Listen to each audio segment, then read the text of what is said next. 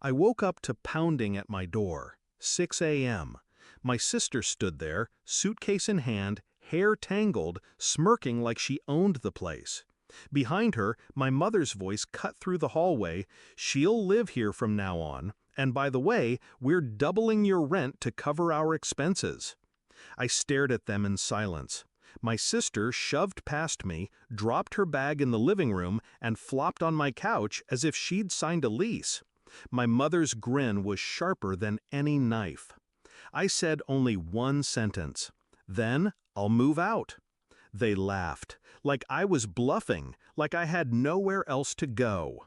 That was their first mistake. I used to believe in family. I really did. When I was younger, I carried their weight, working part-time while finishing school, paying bills when my father disappeared into debt and my mother claimed she couldn't manage. My sister, lazy, spoiled, shielded, was their golden child. They coddled her, excused her failures, while I was treated as free labor in their little kingdom. I swallowed it, for years, because I thought loyalty was worth the pain. But loyalty dies the moment you're betrayed. The rent I paid every month? It was never for expenses. I found out through a slip of paperwork left on the kitchen counter months ago. Bank records showing thousands in deposits from me, then withdrawals for vacations, spa packages, and debt payments that weren't mine. I kept quiet, observed, listened. My mother once whispered to my sister on the phone, "Don't worry, she'll never leave. She's trapped here." Trapped. That word replayed in my head like a ticking clock. I decided then I wouldn't yell, I wouldn't beg. I would burn their little game to ashes. So when they laughed at me, I smiled inside. I had been preparing for this moment long before they showed up. A second apartment already secured under my name. Movers on standby, waiting for my call. A storage unit rented and paid 6 months ahead.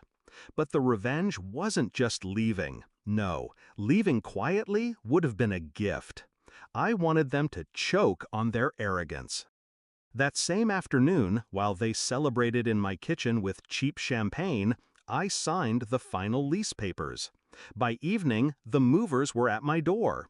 I didn't take just my clothes. I took everything. Every piece of furniture I had bought with my money. The couch, the dining set, the bed frames, the lamps, the fridge, the washer, the microwave, even the curtains.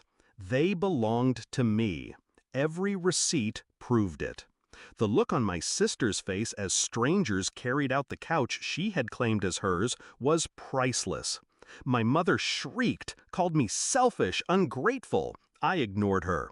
By midnight, the apartment was a hollow shell. Bare walls, echoing floors. When I stepped out, I left the keys in the lock. The next morning, my phone exploded with calls. Voicemails of my mother's voice cracking with rage. "You can't do this! We have nothing to sit on, nothing to cook with. How could you?" My sister screaming in the background. "She stole from us! Call the police!" I smiled, because I knew something they didn't. I had already spoken to a lawyer. Every item was legally mine.